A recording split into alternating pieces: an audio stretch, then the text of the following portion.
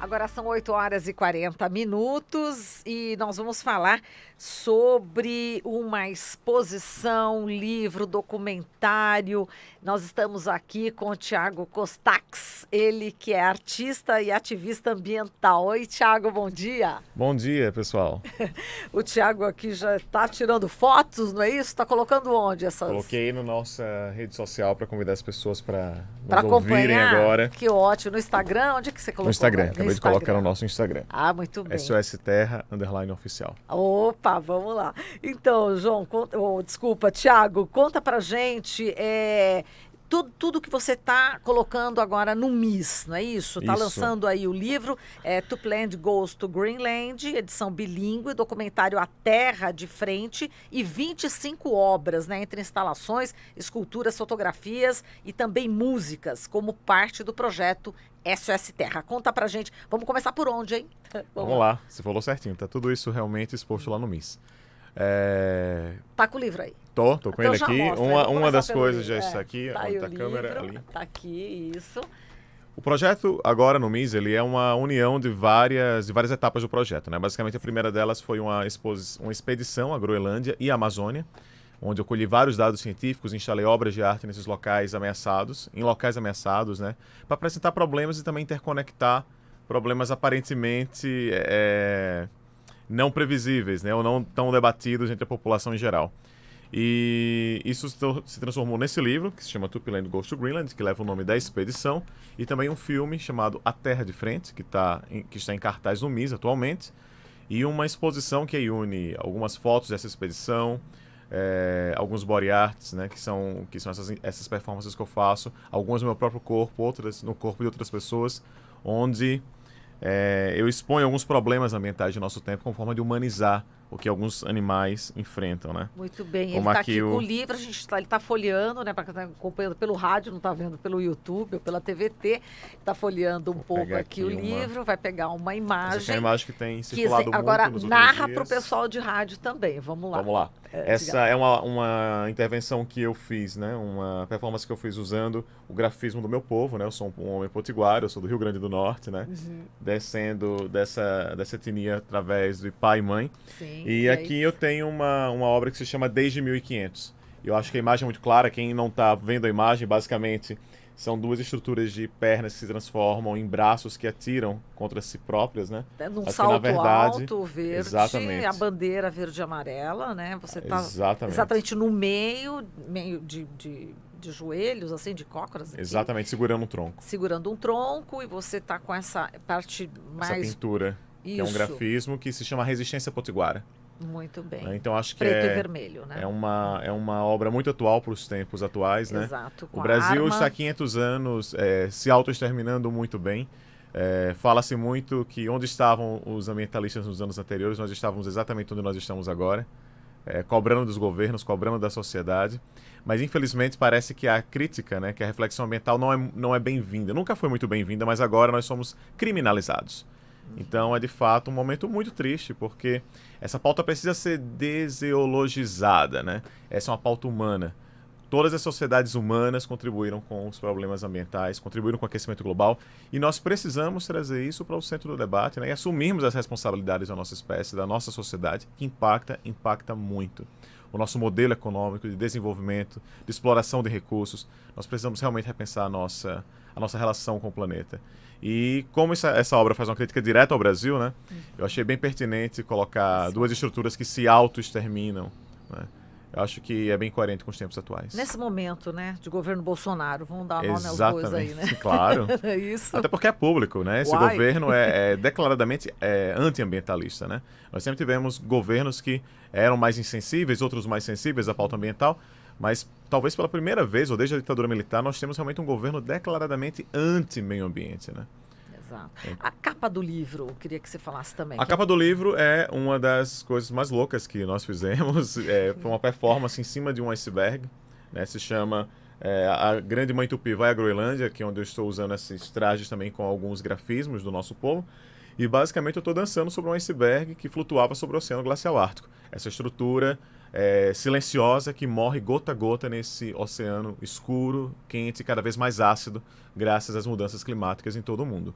Então, esse projeto, na verdade, eu fiz isso. Eu levei um pouco da cultura brasileira para a Groenlândia e trouxe um pouco da cultura do Ártico para o Brasil, como forma de interconectar locais, problemas, povos e situações. Essa da Groenlândia para a Amazônia, como é que foi? Para o Brasil, como foi? Bom, você foi para lá nós e fizemos depois, a primeira expedição em 2012, que se chamava Caminhando sobre a Terra, onde nós visitamos 10 lugares ameaçados. Aí passamos pela Sibéria, pelo Oceano Glacial Ártico também, Islândia, Groenlândia. E a situação piorou muito nos últimos anos. Então nós decidimos voltar a esses locais, né? Eu gostaria muito que os céticos estivessem ao nosso lado, para perceber que não é enganação, né? Não se trata, não é um fato de fé que você pode acreditar ou não. É ciência é observação, é matemática, são dados. E é inacreditável o que nós vimos ao sobrevoar a grande capa de gelo, né? E aparentemente tão distante de nós, né? Mas esse gelo vai subir os níveis dos mares em todo o mundo, né?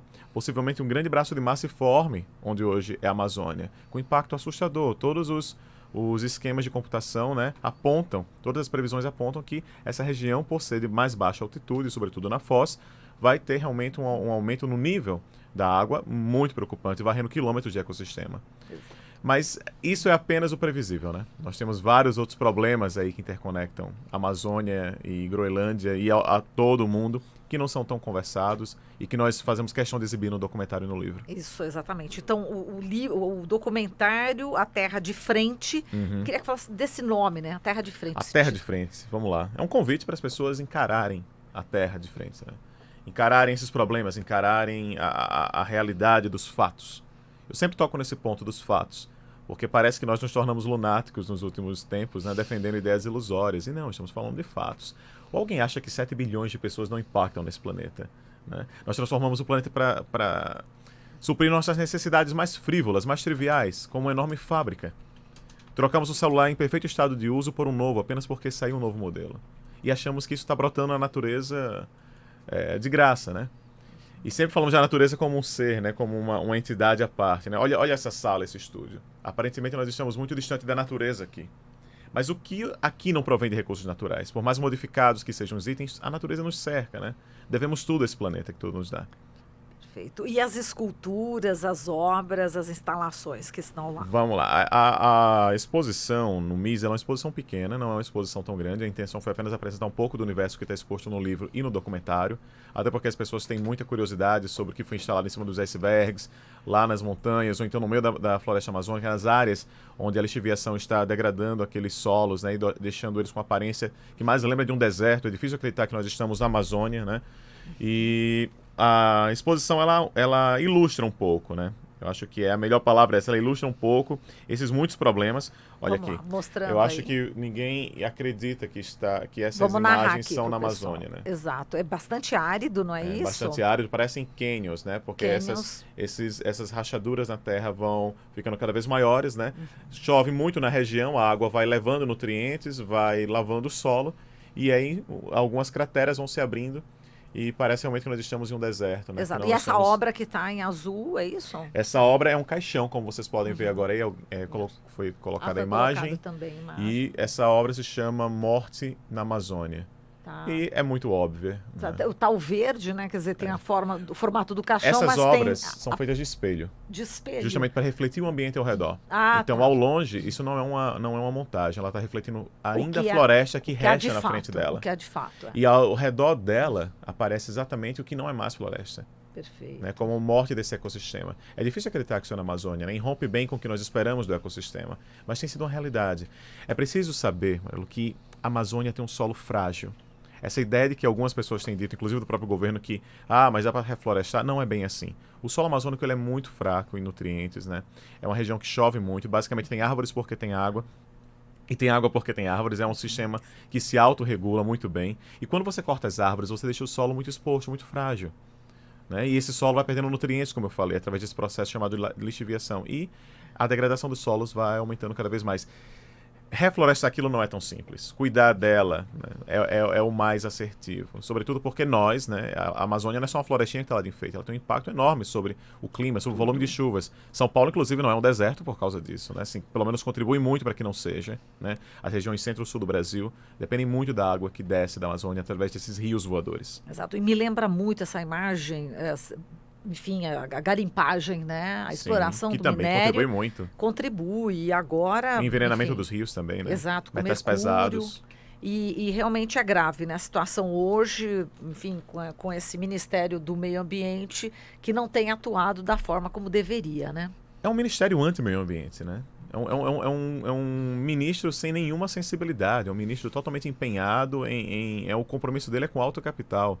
E eu não estou aqui tentando defender uma sociedade onde a economia vá ruir, mas é provado, né, por vários modelos econômicos, através de economistas, e que é possível sim desenvolver o Brasil de maneira sustentável. Nós temos muitas terras devolutas, muitas terras inutilizadas. Nós não precisamos devastar a Amazônia ou qualquer outra floresta ou qualquer outro bioma do Brasil para desenvolver o país. Né? Claro que impactos vão sempre existir. Nós enquanto ambientalistas, não somos lunáticos de achar que vai ser possível viver nesse planeta sem agredi-lo. Mas nós precisamos diminuir esses impactos. O Brasil está há 500 anos com a visão do colonizador, de que árvores nunca irão acabar, que a água nunca irá acabar, que os recursos naturais são infinitos. Né? O nosso governo fala muito em imperialismo, mas nós temos uma postura imperialista com o nosso próprio país. Né? Que todos esses recursos têm que ser varridos, né, e a qualquer custo, porque é o bem-estar da economia para o lucro de muito poucos, né, de uma elite econômica que está há 500 anos faturando em cima disso, com o extermínio indígena. Né, o meu povo, eu descendo de um povo que foi exterminado, né, hoje não sobram quase que nem metade do que poderia estar organizado. Fala do povo. O povo potiguara foi varrido nos últimos 500 anos. Né? Hoje o Rio Grande do Norte é o estado com menor autodenominação indígena, segundo as últimas pesquisas. Né? Mas é um estado que as pesquisas genéticas mostram que metade da população possui, através da linha mitocondrial, o DNA indígena. Então isso está no sangue das pessoas, mas as pessoas quebraram o espelho. Né? Elas não se veem novamente daquela forma. Isso acontece em todo o Brasil. Foi ensinado que ser indígena é inculto, não é legal, né, é selvagem. Né? E hoje nós temos, inclusive, um governo, né, uma linha de pensamento muito forte que acha que o indígena é apenas aquele que está isolado dentro de uma oca. Né? O índio não pode ter um celular, o índio não pode ser culto, o índio não pode estar dentro dos ideais civilizatórios que a sociedade impõe. Então cabe a esses grandes ativistas que estão aí, como a Sônia Guajajara, que é uma das entrevistadas no meu documentário, né, que estão quebrando esses paradigmas, né, e mostrando índios altamente civilizados, estou sendo muito irônico no uso do termo, inclusive, altamente civilizados, muito sofisticados do ponto de vista intelectual, com muito conhecimento sobre o que representa a cultura indígena, né? Inclusive, no meu estado hoje, né, tem a Taíse do Amarelão, uma comunidade de 3 mil pessoas que vive sem água encanada, né, lutando com pressão de fazendeiros, de fundamentalistas religiosos, né? E eu agora estou com outros amigos, né, organizando a comunidade de Rio dos Índios, que é uma comunidade que foi varrida do mapa culturalmente. Né? Estamos tentando reorganizar essa comunidade para que eles se autodenominem indígenas novamente. Então é um trabalho difícil, mas que está totalmente ligado às questões ambientais. Onde há reservas indígenas, onde há povo tradicional, né, há floresta de pé. Você falou do Rio dos Índios, né? Que foi apagado do mato. Eu lembrei do Bacurau, né? Do filme Bacurau. Bacurau, né? É gravado no meu estado, né? Se passa ali perto de Pernambuco, mas foi gravado lá em Parelhas, no Rio Grande do Norte, e aquilo só poderia ser lá. Do melhor ao pior, do como agem, né, as elites políticas, né? E como a pobreza é desumanizada, como pessoas pobres são vistas como objetos que podem ser varridos. Aquele filme é um grande lembrete do que nós somos. É o filme mais doméstico que eu já vi. Perfeito, muito bom. E a Terra de Frente é isso, né? Um convite para as pessoas encararem esses problemas, encararem essa situação atual, mas ele é muito poético. Não é só uma enxurrada de dados, ele é muito poético e conduz o observador realmente a uma viagem onde o espelho é colocado diante dele. Às vezes com voracidade, às vezes com muita poesia. Muito bem, aí você falou da Sônia Guajajara. Sônia Guajajara, tem o Paulo Artacho, que é cientista, professor da USP, né? Integra o painel de IPCC da ONU. A Céline Cousteau, neta do grande Jacques Cousteau, o maior explorador dos oceanos do século XX, né? E os cientistas Ingebjørg e Olafur, da Universidade da Islândia, e com pesquisa na Universidade da Noruega, em Svalbard, alguns dos maiores especialistas do mundo em glaciologia e biologia ártica. Então, ouvimos cientistas, ouvimos moradores locais que nos falam também dos ursos que têm descido cada vez mais em direção ao sul da ilha famintos, né? Alguns deles foram mortos recentemente no lugar que nós gravamos o documentário. Conversamos com os indígenas, com as pessoas na Amazônia que sofrem com esses impactos e, claro, estamos mostrando como São Paulo vai se conectar a esses locais e como a atmosfera do mundo é uma só, como o planeta é um só e que essas responsabilidades precisam ser faladas hoje. Muito bem. Tiago, só o serviço. Onde é que a gente pode ver tudo isso? Quem Vamos lá, tá dia acompanhando? 13, 17 e 21 desse mês, às 19 horas no MIS, Museu da Imagem do Som, aqui em São Paulo. Gratuito, absolutamente nada no nosso projeto é vendido. Nós entendemos que a educação enfrenta barreiras e nós não queremos nenhuma barreira no acesso às informações. O livro, enquanto durar, é gratuito também. Capa dura, impresso com sustentabilidade. Tudo no nosso projeto está acessível e por mais que você não consiga o livro, ele vai estar depois disponível nas nossas redes sociais e no nosso site, através de um link. Você baixa o livro e lê tranquilamente. Fica ligado também nas nossas redes, SOS Terra, _oficial, para saber novas exibições e novas ações aí do SOS, novos barulhos que nós certamente faremos pela cidade. Barulhos lindos. Muito obrigada, Tiago. Um grande Obrigado abraço. eu pelo obrigada. espaço, por fazer nossa voz ecoar mais longe. Tchau, Com tchau. certeza. Tchau, tchau. Tiago Costax, ele que é artista e ativista ambiental.